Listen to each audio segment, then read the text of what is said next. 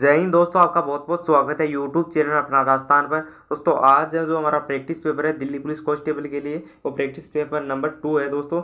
जैसा आपका Delhi police constable के अंदर जो एक परीक्षा पैटर्न के अनुसार जो पेपर आएगा दोस्तों एग्जाम के अंदर, वैसा का वैसा पेपर है दोस्तों, रखा गया है दोस्तों। तो बहुत ही महत्वपूर्ण है दोस्तों सेशन, और जो क्वेश्चन है वो भी आपके लिए दिल्ली पुलिस कांस्टेबल के लिए इंपॉर्टेंट है दोस्तों। तो सेशन के एंड तक जरूर बने रहिए। यूट्यूब चैनल पर नहीं है तो यूट्यूब चैनल को अवश्य सब्सक्राइब करिए, ताकि दिल्ली पुलिस कांस्टेबल से रिलेटेड जो 8 जो प्रैक्टिस सेट जो बाकी है वो भी आपको मिल सके। तो दोस्तों अभी तो यूट्यूब चैनल को सब्सक्राइब नहीं किया तो यूट्यूब चैनल को अवश्य सब्सक्राइब करिए। और दोस्तों इस जो सेशन है उसके अंदर 50 क्वेश्चन रखे गए दोस्तों, आपको भी इसका आंसर है वो कमेंट बॉक्स में बताना है दोस्तों। महत्वपूर्ण क्वेश्चन रखे गए सेशन के अंदर, बहुत महत्वपूर्ण है दोस्तों दिल्ली पुलिस कांस्टेबल के लिए। तो चलिए दोस्तों करते हैं आज के सेशन को स्टार्ट। दोस्तों हमारा जो पहला क्वेश्चन रहने वाला है वो है कि जीएनआई का संक्षिप्त रूप क्या है। जो जीएनआई है उसका संक्षिप्त रूप क्या है।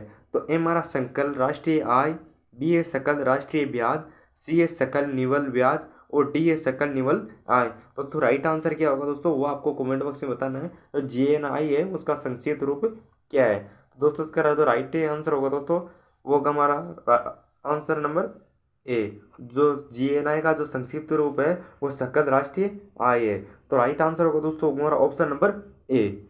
नेक्स्ट क्वेश्चन रहने वाला दोस्तों दूसरा क्वेश्चन है कि भारतीय संविधान के किस संशोधन अधिनियम में राज्य के नीति निर्देशक तत्व के रूप में राज्य से आय, स्थिति, सुविधाओं और अवसरों में असमानता को कम करने की अपेक्षा की गई है। दोस्तों जो भारतीय संविधान है उसके अंदर जो कौन सा संशोधन अधिनियम है जिसके अंदर राज्य के जो नीति निर्देशक तत्व है उसके रूप में राज्य में आय, स्थिति, सुधारों और अवसरों में असमानता को कम करने की अपेक्षा की गई है। तो ए हमारा 42वें संशोधन में, बी हमारा 52वें संशोधन में, सी है 44वें संशोधन में, और डी है 47वें संशोधन में। तो दोस्तों इसका जो राइट आंसर क्या होगा दोस्तों वो आपको बताना है। दोस्तों जो आय, स्थिति, सुधार और अवसरों में जो असमानता को कम करने की अपेक्षा की गई है वो भारतीय संविधान के किस संशोधन अधिनियम के अंदर की गई है। तो दोस्तों आपको बताना है राइट आंसर क्या होगा। तो दोस्तों इसका जो राइट आंसर है दोस्तों वो ऑप्शन नंबर सी। जो भारतीय संविधान के अंदर जो संशोधन अधिनियम है उसके द्वारा जो राज्य के नीति निर्देशक तत्व के रूप में जो राज्य से आय, स्थिति, सुधार और अवसरों में असमानता को कम करने की अपेक्षा की गई है वो 44वें संविधान संशोधन के अंदर की गई है। तो दोस्तों राइट आंसर होगा दोस्तों option number C. Next question है दोस्तों तीसरा क्वेश्चन है दोस्तों कि कौन सी संस्था भारत में सकल घरेलू उत्पादन का मापन करती है। दोस्तों 4 संस्थाएं दे रखी है आप में, उनमें से कौन सी संस्था है जो सकल घरेलू उत्पादन का मापन करती है।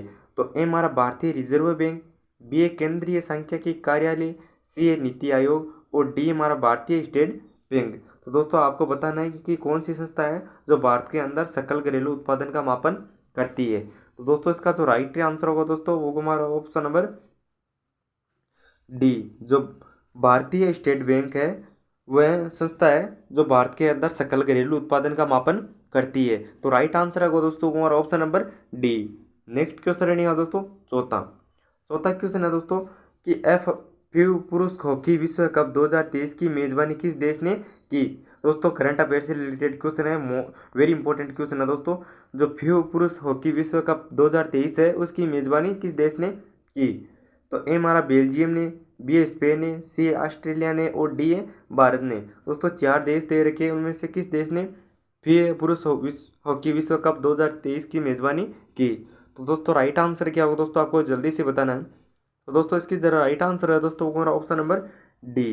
जो FIFA पुरुष हॉकी विश्व कप 2023 है उसकी जो मेजबानी है वो भारत ने की।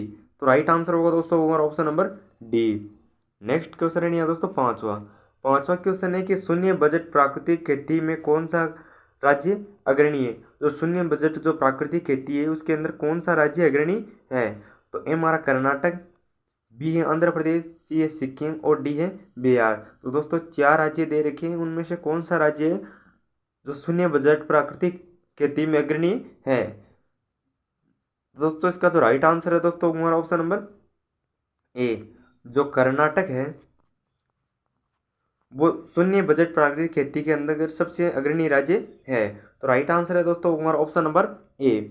नेक्स्ट क्वेश्चन है दोस्तों छठवा क्वेश्चन है कि निम्नलिखित में से कौन संघीय सरकार की एक शाखा नहीं है। दोस्तों 4 शाखाएं दे रखी है, उनमें से कौन सी एक शाखा है जो संघीय सरकार की एक शाखा नहीं है? तो ए हमारा न्यायपालिका, बी ए कार्यपालिका, सी ए विधायिका और डी ए मीडिया। दोस्तों 4 शाखा दे रखी है, उनमें से कौन सी एक शाखा है जो संघीय सरकार की एक शाखा नहीं है? तो दोस्तों इसका जो राइट आंसर क्या होगा दोस्तों, आपको जल्दी से बताना है। 4 ऑप्शन दे रखे हैं, उनमें से कौन सा ऑप्शन है जो राइट आंसर होगा दोस्तों, आपको कमेंट बॉक्स में बताना है। तो दोस्तों इसका जो राइट आंसर है दोस्तों हमारा ऑप्शन नंबर डी, जो मीडिया है वो संघीय सरकार की एक शाखा नहीं है। तो राइट आंसर है दोस्तों हमारा ऑप्शन नंबर डी। बाकी की जो 3 जो विकल्प दे रखी है, न्यायपालिका, कार्यपालिका, विधायिका, वो संघीय सरकार की शाखा है। तो दोस्तों इसका राइट आंसर है दोस्तों हमारा option number D. Next question है दोस्तों सातवां क्वेश्चन है कि दल बदल से क्या अभिप्राय है? दोस्तों वेरी वेरी इंपॉर्टेंट क्वेश्चन है दोस्तों। जो दल बदल है उससे क्या अभिप्राय है? तो ए हमारा चुनाव जीतने से पूर्व दल बदलना, बी ए चुनाव हारने के पश्चात दल बदलना, सी ए चुनाव हारने से पूर्व दल बदलना, या डी हमारा चुनाव जीतने के पश्चात दल बदलना। तो दोस्तों 4 ऑप्शन दे रखे हैं, उनमें से दल बदल से क्या तात्पर्य है, उसका आपको राइट आंसर क्या होगा दोस्तों, वो आपको बताना है कमेंट बॉक्स में। तो दल बदल है उससे क्या अभिप्राय है? दोस्तों 4 ऑप्शन दे रखे हैं, उनमें से कौन सा ऑप्शन है राइट आंसर होगा दोस्तों? दोस्तों इसका जो राइट आंसर है दोस्तों हमारा ऑप्शन नंबर डी, जो दल बदल है उससे अभिप्राय है कि चुनाव जीतने के पश्चात दल बदलना। राइट आंसर है दोस्तों option number D. Next question है दोस्तों आठवां क्वेश्चन है दोस्तों कि निम्नलिखित में से कौन सा बंगाल बेसिन में जल प्रदूषण का एक अहम घटक है? दोस्तों जो बंगाल बेसिन है उसके अंदर जो जल प्रदूषण है उसका एक अहम घटक कौन सा है? तो ए हमारा क्रोमियम, बी ए कैल्शियम, सी ए आर्सेनिक और डी ए पोटेशियम। तो दोस्तों राइट आंसर क्या होगा दोस्तों, आपको जल्दी से बताना है। तो दोस्तों इसका जो राइट आंसर है दोस्तों हमारा ऑप्शन नंबर सी, जो बंगाल है उस बंगाल बेसिन है उसके अंदर जल प्रदूषण का जो एक अहम घटक है वो है आर्सेनिक। तो राइट आंसर है दोस्तों हमारा option number C. Next question है यहाँ दोस्तों नौवां क्वेश्चन है कि भारत में कितने प्रकार के आपात घोषित किए जा सकते हैं? जो भारत है उसके अंदर कितने प्रकार के आपात घोषित किए जा सकते हैं? तो ए हमारा 5 प्रकार के, बी ए 2 प्रकार के, सी ए 6 प्रकार के और डी ए 3 प्रकार के। तो दोस्तों इसका जो राइट आंसर है दोस्तों हमारा ऑप्शन नंबर डी, जो भारत है उसके अंदर 3 प्रकार के आपात घोषित किए जा सकते हैं। तो राइट आंसर है दोस्तों हमारा option number D. Next question है दोस्तों 10वां क्वेश्चन है कि भारतीय संविधान में कितने भाग है? दोस्तों कितना सरल क्वेश्चन है दोस्तों। जो हमारा भारतीय संविधान है उसके अंदर कितने भाग है? तो ए हमारा 25, बी ए 12, सी ए 22 और डी ए 18। दोस्तों इसका जो राइट आंसर है दोस्तों वो आपको कमेंट बॉक्स में बताना है। बहुत सरल क्वेश्चन है दोस्तों, भारतीय संविधान है उसके अंदर कितने भाग है ये भी पूछा गया है दोस्तों। कितना सरल क्वेश्चन है ये, इसका आपको राइट आंसर है वो आपको कमेंट बॉक्स में बताना। नेक्स्ट क्वेश्चन है दोस्तों 11वां क्वेश्चन है कि धन विधेयक सर्वप्रथम संसद के किस सदन में प्रस्तावित किया गया जाता है? जो धन विधेयक है वो सर्वप्रथम संसद के अंदर किस सदन में प्रस्तावित किया जाता है? तो ए हमारा केवल राज्यसभा में, बी ए केवल लोकसभा में, सी ए लोकसभा तथा राज्यसभा दोनों में, और डी ए या तो लोकसभा में या फिर राज्यसभा में। तो दोस्तों राइट आंसर क्या होगा दोस्तों? तो दोस्तों इसका जो राइट आंसर है कि वो होगा हमारा ऑप्शन नंबर बी, जो धन विधेयक है वो सर्वप्रथम संसद के केवल लोकसभा के अंदर प्रस्तावित किया जाता है। तो राइट आंसर है दोस्तों हमारा option number B. Next question है दोस्तों 12वां क्वेश्चन है कि जनवरी 2023 तक के अनुसार हाल ही में भारत के दूसरे सबसे लंबे केबल स्थित ले जुआरी ब्रिज का उद्घाटन कहाँ हुआ है? दोस्तों जो जनवरी 2023 है उस तक के अनुसार हाल ही के अंदर भारत के अंदर दूसरे सबसे लंबे स्थित लेन जुआरी ब्रिज का उद्घाटन कहाँ हुआ है? तो ए हमारा असम में, बी ए राजस्थान में, सी ए मध्य प्रदेश में और डी ए गोवा में। दोस्तों 4 ऑप्शन दे रखे, 4 राज्य दे रखे, उनमें से कौन सा राज्य है वो राइट आंसर होगा दोस्तों? तो दोस्तों इसका तो राइट आंसर है दोस्तों हमारा ऑप्शन नंबर डी, जो गोवा है वो राइट आंसर होगा दोस्तों, option number D. Next question है दोस्तों 13वां क्वेश्चन है कि भारत के प्रधानमंत्री को निम्नलिखित में से कौन नियुक्त करता है? दोस्तों वेरी वेरी इंपॉर्टेंट क्वेश्चन है दोस्तों। जो भारत के जो प्रधानमंत्री है उनको कौन नियुक्त करता है? तो ये हमारा भारत के मुख्य न्यायाधीश, बी ए राज्यपाल, सी ए भारत के राष्ट्रपति और डी हमारा भारत के उपराष्ट्रपति। दोस्तों ये भी आप बहुत सरल क्वेश्चन है दोस्तों। जो भारत के जो प्रधानमंत्री है उनको कौन नियुक्त करता है? तो दोस्तों इसका जो राइट आंसर है दोस्तों वो हमारा ऑप्शन नंबर सी। जो भारत के जो मुख्य प्रधानमंत्री है उनको भारत के राष्ट्रपति द्वारा नियुक्त किया जाता है। तो राइट आंसर है दोस्तों हमारा option number C. Next question है दोस्तों 14वां क्वेश्चन है कि निम्नलिखित में से कौन सा एक सिंधु घाटी सभ्यता के खोजकर्ता थे? दोस्तों 4 ऑप्शन दे रखे हैं, उनमें से कौन सा ऑप्शन है राइट होगा? दोस्तों खोजकर्ताओं के नाम दे रखे हैं, उनमें से कौन एक खोजकर्ता है जो सिंधु घाटी सभ्यता के खोजकर्ता है? तो ए हमारा दयाराम साहनी, बी है लॉर्ड वुली, सी है वी.एस. अग्रवाल और डी है ए.एल. बासम। तो दोस्तों इसका जो राइट आंसर है दोस्तों हमारा ऑप्शन नंबर ए। जो दयाराम साहनी है वो एक सिंधु घाटी सभ्यता के खोजकर्ता थे। तो राइट आंसर है दोस्तों हमारा option number A. Next question है दोस्तों 15 क्वेश्चन है कि दिल्ली को भारत की राजधानी कब घोषित किया गया था? वेरी वेरी इंपॉर्टेंट क्वेश्चन है दोस्तों। जो दिल्ली है उसको भारत की राजधानी है वो कब घोषित किया गया? तो ए हमारा 1901 में, बी है 1913 में, सी है 1911 में और डी है 1921 में। तो दोस्तों इसका जो राइट आंसर है दोस्तों हमारा ऑप्शन नंबर सी। जो दिल्ली है उसको भारत की जो राजधानी है वो 1911 के अंदर घोषित की गई। तो राइट आंसर है दोस्तों हमारा option number C. Next question है दोस्तों 16वां क्वेश्चन है कि निम्नलिखित में से किस वेद में जादू, चमत्कार तथा मंत्र दिए गए है? तो ए हमारा ऋग्वेद में, बी है सामवेद में, सी है यजुर्वेद में और डी है अर्थवेद में। तो दोस्तों बताना है कि कौन सा वेद है जिसके अंदर जादू, चमत्कार तथा मंत्र दिए गए हैं। तो दोस्तों इसका जो राइट आंसर होगा दोस्तों हमारा ऑप्शन नंबर डी। जो अर्थवेद है उसके अंदर वे जादू, चमत्कार तथा मंत्र दिए गए। तो राइट आंसर है दोस्तों हमारा option number D. Next question है दोस्तों 17वां क्वेश्चन है कि सिंधु घाटी सभ्यता में धोलावीरा निम्नलिखित में से किसके लिए प्रसिद्ध है? दोस्तों ये भी वेरी वेरी इंपॉर्टेंट क्वेश्चन है दोस्तों। जो सिंधु घाटी सभ्यता के अंदर जो धोलावीरा है वो किसके लिए प्रसिद्ध है? तो ए हमारा जल संरक्षण के लिए, बी है बंदरगाह के लिए, सी है मिट्टी के पात्र के लिए और डी है चट्टान से निर्मित स्थापत्य के लिए। दोस्तों इसका जो राइट आंसर क्या होगा दोस्तों आपको जल्दी से बताना है। जो सिंधु घाटी सभ्यता के अंदर जो धोलावीरा है वो किसके लिए प्रसिद्ध है? तो राइट आंसर होगा दोस्तों हमारा ऑप्शन नंबर ए। जो सिंधु घाटी के सभ्यता के अंदर जो धोलावीरा है वो जल संरक्षण के लिए प्रसिद्ध है। तो राइट आंसर है दोस्तों हमारा option number A. Next question है दोस्तों 18वां क्वेश्चन है कि आर्य समाज के संस्थापक कौन थे? ये भी महत्वपूर्ण क्वेश्चन है दोस्तों। जो आर्य समाज है उसके संस्थापक कौन थे? तो ए हमारा मूल शंकर, बी है स्वामी दयानंद सरस्वती, सी है बाल गंगाधर तिलक और डी हमारा रविंद्रनाथ टैगोर।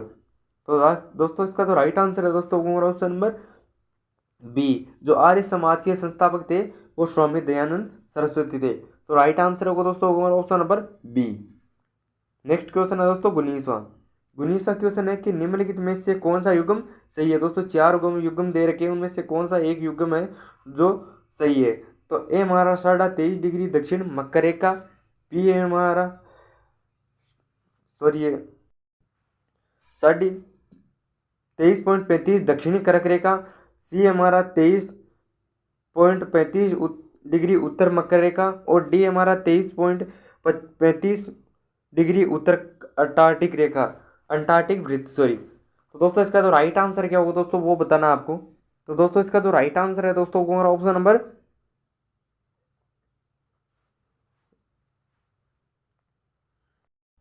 ए। दोस्तों जो 23.5 डिग्री है दक्षिण जो मकर रेखा है वो युग्म सही है। तो राइट आंसर है दोस्तों हमारा option number A. Next question है दोस्तों 20वां क्वेश्चन है कि निम्नलिखित में से किस सागर का खारापन सबसे अधिक है? दोस्तों 4 सागर दे रखे हैं, उनमें से कौन सा सागर है जिसका खारापन सबसे अधिक है? तो ए हमारा लाल सागर का, बी है अरब सागर का, सी है हिंद महासागर का और डी है मृत सागर का। तो दोस्तों इसका जो राइट आंसर है दोस्तों हमारा ऑप्शन नंबर डी। जो मृत सागर है उसका खारापन सबसे अधिक है। तो राइट आंसर है दोस्तों हमारा option number D. Next question है दोस्तों 21वां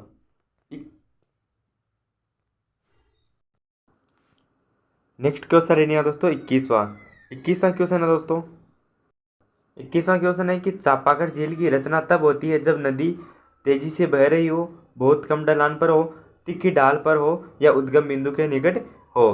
तो दोस्तों जो चापाकड़ झील की रचना है वो कब होती है? दोस्तों 4 ऑप्शन दे रखे, 4 ऑप्शन में से राइट आंसर कौन सा होगा दोस्तों? तो दोस्तों चापाकल झील की जो रचना है वो किस कारण होती है, तो या तो वो तेजी से वो बह रही है तब, या फिर वो बहुत कम ढलान पर हो तब, या फिर तीखी ढलान पर हो तब, या फिर उद्गम बिंदु के निकट हो तब। तो दोस्तों इसका जो राइट आंसर होगा दोस्तों वो हमारा ऑप्शन नंबर बी। जो चापाकल झील की रचना है वो तब होती है जब नदी बहुत कम ढलान पर हो। तो राइट आंसर है दोस्तों हमारा option number B. Next question है दोस्तों 22वां क्वेश्चन है कि केप कोमोरियन किस देश में स्थित है। जो केप कोमोरियन जो है वो किस देश में स्थित है, तो ए हमारा पाकिस्तान में, बी है भारत में, सी है दक्षिणी अफ्रीका में और डी है दक्षिणी अमेरिका में। तो दोस्तों 4 ऑप्शन दे रखे हैं, उनमें से कौन से देश के अंदर केप कोमोरिन स्थित है। तो दोस्तों इसका जो राइट आंसर है दोस्तों हमारा ऑप्शन नंबर बी। जो केप कोमोरिन है वो भारत के अंदर स्थित है। तो राइट आंसर होगा दोस्तों हमारा option number B. Next question है दोस्तों 23वां क्वेश्चन है दोस्तों कि निम्नलिखित में से कौन सी एक हरित गृह गैस है। दोस्तों 3 जो गैसें दे रही है उनमें से कौन सी एक हरित गृह गैस है, तो ए हमारा मीथेन, बी है कार्बन डाइऑक्साइड और डी है नाइट्रोजन। तो दोस्तों या तो ए या बी दोनों, मीथेन या कार्बन डाइऑक्साइड है वो हरित गृह गैस है, या फिर ए और सी, जो ए मीथेन और नाइट्रोजन है वो हरित गृह गैस है, और बी दे रखा है सॉरी सी है इसके अंदर बी तथा सी, तो कार्बोहाइड्रेट या ओ वह नाइट्रोजन है वो हरित गृह गैस है, और डी है इन सभी विकल्प सही है। तो दोस्तों राइट आंसर क्या होगा दोस्तों आपको कमेंट बॉक्स में बताना है। दोस्तों 23वां क्वेश्चन है, इसका राइट आंसर क्या होगा दोस्तों। तो दोस्तों इसका जो राइट आंसर है दोस्तों ऑप्शन नंबर ए। जो हरित गृह जो गैस है वो मीथेन और कार्बन डाइऑक्साइड है। तो राइट आंसर है दोस्तों option number A. Next question है दोस्तों 24वां क्वेश्चन है दोस्तों कि निम्नलिखित में से कौन सा मानव शरीर का एक अवशिष्ट अंग है। दोस्तों जीएस से संबंधित क्वेश्चन है दोस्तों कि निम्नलिखित में से कौन सा जो अंग है जो मानव शरीर का एक अवशिष्ट अंग है, तो ए हमारा अक्ल की दाढ़, बी है तिल्ली, सी है अल ग्रंथि और डी है पित्ताशय। तो दोस्तों इसका जो राइट आंसर है दोस्तों वो ऑप्शन नंबर ए। जो अल की दाढ़ है वह मानव शरीर का एक अवशिष्ट अंग है। तो राइट आंसर होगा दोस्तों हमारा option number A. Next question है दोस्तों 25वां क्वेश्चन है कि निम्नलिखित में से कौन सी कृषि ऋण के क्षेत्र में भारत में सर्वोच्च संस्था है। दोस्तों बताना जो कृषि ऋण है उसके क्षेत्र के अंदर भारत में सर्वोच्च संस्था है, तो ए हमारा नाबार्ड जिसको राष्ट्रीय कृषि और ग्रामीण विकास बैंक, बी है सिडनी भारतीय लघु उद्योग विकास बैंक, सी है एक्जिम बैंक और डी है नेफेड भारतीय राष्ट्रीय कृषि सहकारी विपणन संघ लिमिटेड। दोस्तों बताना है कि जो कृषि ऋण के क्षेत्र के अंदर भारत के अंदर जो सर्वोच्च संस्था है वो कौन सी है। तो दोस्तों इसका जो राइट आंसर है दोस्तों हमारा ऑप्शन नंबर ए। जो नाबार्ड राष्ट्रीय कृषि और ग्रामीण विकास बैंक है वो भारत के अंदर कृषि ऋण के क्षेत्र में सर्वोच्च संस्था है। तो राइट आंसर होगा दोस्तों हमारा option number A. Next question है दोस्तों 27वां क्वेश्चन है दोस्तों कि निम्नलिखित में से कौन सा एक अनुवांशिक विकार है। तो ए हमारा हाथी पांव, बी है डाउन सिंड्रोम, सी है अगर ग्रंथि और डी है प्लाज्मा। तो दोस्तों बताना है कि एक अनुवांशिक विकार है। तो दोस्तों इसका जो राइट आंसर है दोस्तों हमारा ऑप्शन नंबर बी। जो डाउन सिंड्रोम है वह एक अनुवांशिक विकार है। तो राइट आंसर है दोस्तों हमारा ऑप्शन नंबर बी।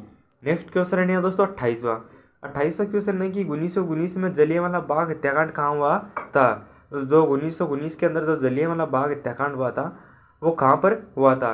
तो ए हमारा लाहौर में, बी है अब्बाला में, सी है पठानकोट में और डी है अमृतसर में। तो दोस्तों जो 1919 के अंदर जो जलियांवाला बाग हत्याकांड हुआ था वो कहाँ पर हुआ था। तो दोस्तों उसके जो शहर है वो बताना है। तो दोस्तों इसका राइट आंसर है दोस्तों वो ऑप्शन नंबर डी। जो 1919 के अंदर जो जलियांवाला बाग हत्याकांड है वो अमृतसर के अंदर हुआ था। तो राइट आंसर होगा दोस्तों option number D. Next question है दोस्तों 29वां क्वेश्चन है कि निम्नलिखित में से कौन मानव की त्वचा को रंग प्रदान करता है। जो मानव की जो चमड़ी होती है त्वचा उसका रंग कौन प्रदान करता है। तो ए हमारा एडेनोसाइन, बी है थाइमिन, सी है गुआनिन और डी है मेलानिन। तो दोस्तों इनमें से कौन है जो मानव की त्वचा को रंग प्रदान करता है। तो दोस्तों इसका जो राइट आंसर है दोस्तों होगा हमारा ऑप्शन नंबर डी। जो मेलानिन है वो मानव की त्वचा को रंग प्रदान करता है। तो राइट आंसर है दोस्तों option number D. Next question है दोस्तों 30वां क्वेश्चन है कि एक उड़ते हुए जेट में ऊर्जा होती है। तो ए हमारा स्थितिज ऊर्जा, बी है गतिज ऊर्जा, सी है पवन ऊर्जा और डी है गतिज तथा स्थितिज ऊर्जा दोनों। तो दोस्तों इसका राइट आंसर क्या होगा दोस्तों। तो दोस्तों राइट आंसर है दोस्तों हमारा ऑप्शन नंबर डी। जो एक उड़ते हुए जेट के अंदर जो ऊर्जा होती है वो गति तथा स्थिति दोनों ऊर्जा होती है। तो राइट आंसर है दोस्तों हमारा option number D. Next question है दोस्तों 31वां क्वेश्चन है कि उष्मा के प्रवाह की दिशा किस पर निर्भर होती है। जो उष्मा की जो प्रवाह की जो दिशा है वो किस पर निर्भर होती है दोस्तों। तो ए हमारा द्रव्यमान पर, बी है ऊर्जा पर, सी है घनत्व पर और डी है तापमान पर। तो दोस्तों क्या होगा उसका राइट आंसर आपको जल्दी से बताना है। जो उष्मा के प्रवाह की जो दिशा है वो किस पर निर्भर होती है। तो दोस्तों राइट आंसर होगा दोस्तों हमारा ऑप्शन नंबर डी। जो उष्मा की जो प्रवाह की जो दिशा है वो तापमान पर निर्भर होती है। तो राइट आंसर होगा दोस्तों हमारा option number D. Next question है दोस्तों 32वां क्वेश्चन है कि प्रजातंत्र लोगों के लिए तथा लोगों के द्वारा बनाई गई सरकार है, निम्नलिखित में से किसने कहा था। दोस्तों जो प्रजातंत्र लोगों के लिए तथा लोगों के द्वारा बनाई गई सरकार है ये किसने कहा था। तो ए हमारा अरस्तु ने, बी है अब्राहम लिंकन ने, सी है प्लेटो ने और डी है जॉर्ज बुश ने। तो दोस्तों इसका जो राइट आंसर है दोस्तों हमारा ऑप्शन नंबर बी। जो प्रजातंत्र लोगों के लिए तथा लोगों द्वारा बनाई गई सरकार है ये बात है वो इब्राहिम लिंकन ने की थी। तो राइट आंसर होगा दोस्तों हमारा option number B. Next question है दोस्तों 33वां क्वेश्चन है कि आवर्धक कांच में किस लेंस का प्रयोग होता है। जो आवर्धक जो कांच है उसके अंदर किस लेंस का प्रयोग होता है। तो ए हमारा उत्तल लेंस का, बी है अवतल लेंस का, सी है समतल अवतल लेंस का और डी है समतल उत्तल लेंस का। तो दोस्तों आपको बताना है कि जो आवर्धक कांच है उसके अंदर किस लेंस का प्रयोग होता है। तो राइट आंसर है दोस्तों हमारा ऑप्शन नंबर ए। जो आवर्धक कांच है उसके अंदर उत्तल लेंस का प्रयोग होता है। तो राइट आंसर है दोस्तों हमारा option number A. Next question है दोस्तों 34वां क्वेश्चन है दोस्तों कि निम्नलिखित में से किसी कंप्यूटर की मुख्य स्मृति भी कहा जाता है। तो ए हमारा हार्ड डिस्क को, बी है कॉम्पैक्ट डिस्क को, सी है रोम को और डी है रैम को। तो दोस्तों जो कंप्यूटर की जो मुख्य स्मृति है वो रैम को कहा जाता है। तो राइट आंसर है दोस्तों हमारा ऑप्शन नंबर ए जिसका पूरा फुल फॉर्म है random access memory. Next question है दोस्तों 35वां क्वेश्चन है कि बिट को के नाम से भी जाना जाता है। जो रिक्त स्थान है उसके स्थान पर क्या आएगा। तो द्विआधारी भाषा, बी है द्विआधारी अंक, सी है द्विआधारी संख्या या गीगाबाइट। तो दोस्तों बिट है उसको अलग और किस नाम से भी जाना जाता है। तो दोस्तों इसका जो राइट आंसर होगा दोस्तों हमारा ऑप्शन नंबर बी। जो बिट को है उसको द्विआधारी अंक के नाम से भी जाना जाता है। राइट आंसर है दोस्तों option number B. Next question रहने वाला दोस्तों 36वां क्वेश्चन है कि निम्नलिखित का मिलान कीजिए। दोस्तों दिल्ली पुलिस कांस्टेबल के अंदर एक क्वेश्चन है दोस्तों वो सम्मिलित कीजिए, इनसे रिलेटेड क्वेश्चन पूछा जाएगा। तो दोस्तों पूछा गया है कि यहाँ इधर तो दोस्तों प्रकृति दी गई है और यहाँ पदार्थ दिए गए हैं। तो दोस्तों जो प्रकृति है उसको आपको पदार्थ से मिलाना है। तो दोस्तों यहाँ ऑप्शन ए के अंदर दिया गया है कि ए को बी से मिलाइए यानी कि अम्लीय को कार्बोहाइड्रेट, बी को नंबर 2 को सी से मिलाइए क्षारीय को साबुन से और नंबर 3 है वो उसको ए से मिलाइए अशुल्क को जल को न्यूट्रॉन से। तो दोस्तों जो पहला ऑप्शन है वो ही इसका राइट आंसर हो जाएगा दोस्तों, क्योंकि जो अम्लीय है वो कार्बोहाइड्रेट पेम्प और जो हमारा जो नंबर 2 है क्षारीय वो जाएगा हमारा साबुन और नंबर 3 है न्यूट्रॉन वो होगा अशुद्ध जल। तो राइट आंसर है दोस्तों option number A. Next question है दोस्तों 37वां क्वेश्चन है कि निम्नलिखित में से कौन सा रेडियोधर्मी प्रवृत्ति का है। तो ए हमारा हीलियम, बी है सोडियम, सी है थीरियम और डी है प्लेटिनम। दोस्तों इसका जो राइट आंसर होगा दोस्तों होगा ऑप्शन नंबर सी। जो थीरियम है वो एक रेडियोधर्मी प्रवृत्ति का है। तो राइट आंसर है दोस्तों option number C.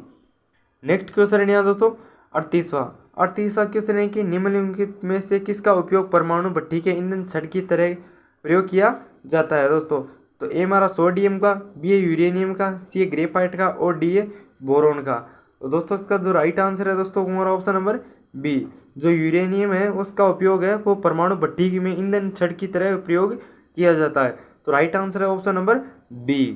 Next question है दोस्तों 39वां क्वेश्चन है कि तेंदुलकर समिति का गठन किस लिए किया गया था। जो तेंदुलकर जो समिति है उसका गठन किस लिए किया गया था? तो ए हमारा बेरोजगारी मापने के लिए, बी गरीबी को मापने के लिए, सी विकास दर को मापने के लिए और डी कृषि उत्पादन को मापने के लिए। तो दोस्तों जो तेंदुलकर समिति है उसका गठन किस लिए किया गया था? तो दोस्तों इसका राइट आंसर है दोस्तों हमारा ऑप्शन नंबर बी। जो तेंदुलकर समिति है वो गरीबी को मापने के लिए किया गया था गठन। तो राइट आंसर है दोस्तों हमारा option number B. Next question है दोस्तों 40वां क्वेश्चन है दोस्तों कि जनवरी 2023 तक के अनुसार माध्यचू जल विद्युत परियोजना किस देश को सौंपी गई थी?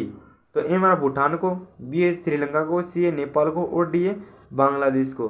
तो दोस्तों इसका जो राइट आंसर है दोस्तों हमारा ऑप्शन नंबर ए। जो जनवरी 2023 के अनुसार जो माध्यचू जो जल परियोजना है वो भूटान देश को सौंपी गई थी। तो राइट आंसर होगा दोस्तों हमारा option number A. Next question है दोस्तों 41वां क्वेश्चन है कि क्लोरीन की ब्लीचिंग क्रिया किस अभिक्रिया के कारण होती है? तो ए हमारा जल विश्लेषण के कारण, बी है ऑक्सीकरण के कारण, सी है रेडॉक्स के कारण और डी है अपघटन के कारण। तो दोस्तों इसका जो राइट आंसर होगा दोस्तों होगा ऑप्शन नंबर बी। जो क्लोरीन की ब्लीचिंग जो क्रिया है वो ऑक्सीकरण के कारण होती है। तो राइट आंसर है दोस्तों हमारा option number B. Next question है दोस्तों 42वां क्वेश्चन है कि निम्नलिखित में से किस परिस्थिति तंत्र में बायोमास का पिरामिड सीधा रहता है? दोस्तों कौन सी जो पारिस्थितिकी तंत्र है जिसके अंदर बायोमास का जो पिरामिड है वो सीधा रहता है? तो ए हमारा तालाब परिस्थिति में, बी है मीठा पानी परिस्थिति में, सी है वन परिस्थिति में और डी है चारागाह परिस्थिति में। दोस्तों इसका जो राइट आंसर है दोस्तों ऑप्शन नंबर डी। जो चारागाह परिस्थिति है उसके अंदर बायोमास का पिरामिड है वो सीधा रहता है। तो राइट आंसर है option number D. Next question है यहाँ दोस्तों 43वां क्वेश्चन है कि स्वास्थ्य तथा परिवार कल्याण मंत्रालय ने जांच तथा उपचार नीति किन रोगियों के लिए शुरू की है? जो स्वास्थ्य तथा परिवार कल्याण मंत्रालय है उसने जांच तथा उपचार नीति किन रोगियों के लिए शुरू की है? तो ए हमारा HIV रोगियों के लिए, बी पोलियो रोगियों के लिए, सी मलेरिया के रोगियों के लिए या और डी हमारा कैंसर के रोगियों के लिए। तो दोस्तों इसका जो राइट आंसर है दोस्तों होगा ऑप्शन नंबर ए। जो HIV के जो रोगी है उनके लिए स्वास्थ्य तथा परिवार कल्याण मंत्रालय ने जांच तथा उपचार नीति है वो घोषित की है, शुरू की है। तो राइट आंसर है दोस्तों हमारा option number A. Next question है दोस्तों 44वां क्वेश्चन है कि कोल लैंडस्टेनर निम्नलिखित में से किसके आविष्कार के लिए जाने जाते हैं? जो कोल लैंडस्टेनर है वो किसके आविष्कार के लिए जाने जाते हैं? तो ए हमारा क्रेस ग्रोम के लिए, बी रेडियो सक्रियता के लिए, सी एक्स किरण के लिए और डी हमारा रक्त समूह के लिए। तो दोस्तों इसका जो राइट आंसर है दोस्तों ऑप्शन नंबर डी। जो कोल लैंडस्टेनर है वो रक्त समूह के आविष्कार के लिए जाने जाते हैं। तो राइट आंसर है दोस्तों option number D. Next question है दोस्तों 45वां क्वेश्चन है कि मलेशिया का राष्ट्रीय खेल क्या है? तो ए हमारा बैडमिंटन, सी है हॉकी, सी है टेबल टेनिस और डी है शतरंज। तो दोस्तों इसका जो राइट आंसर है दोस्तों हमारा ऑप्शन नंबर ए। जो मलेशिया का जो राष्ट्रीय खेल है वो है बैडमिंटन। राइट आंसर है option number A. Next question है यहाँ दोस्तों 46वां क्वेश्चन है कि कमल मंदिर किस धर्म के लिए जाना जाता है? तो ए हमारा बहाई धर्म के लिए, बी है जैन धर्म के लिए, सी है हिंदू धर्म के लिए और डी है बौद्ध धर्म के लिए। दोस्तों राइट आंसर है दोस्तों हमारा ऑप्शन नंबर ए। जो कमल मंदिर है वो बहाई धर्म के लिए जाना जाता है। तो राइट आंसर है दोस्तों हमारा option number A. Next question है यहाँ दोस्तों 47वां क्वेश्चन है कि 2011 की जनगणना के अनुसार भारत का लिंग अनुपात लगभग क्या है? तो ए हमारा है प्रति 1000 पुरुषों पर 940 महिलाएं, बी है प्रति 1000 पुरुषों पर 740 महिलाएं, सी है प्रति 1000 पुरुषों पर 640 महिलाएं और डी है प्रति 1000 पुरुषों पर 840 महिलाएं। तो दोस्तों इसका जो राइट आंसर है दोस्तों हमारा ऑप्शन नंबर ए। जो 2011 की जनगणना के अनुसार जो भारत का लिंगानुपात है वह प्रति 1000 पुरुषों पर 940 महिलाएं। तो राइट आंसर है दोस्तों हमारा option number A. Next question है दोस्तों 48वां क्वेश्चन है कि the people's president doctor APJ Abdul Kalam नामक पुस्तक किसने लिखी थी?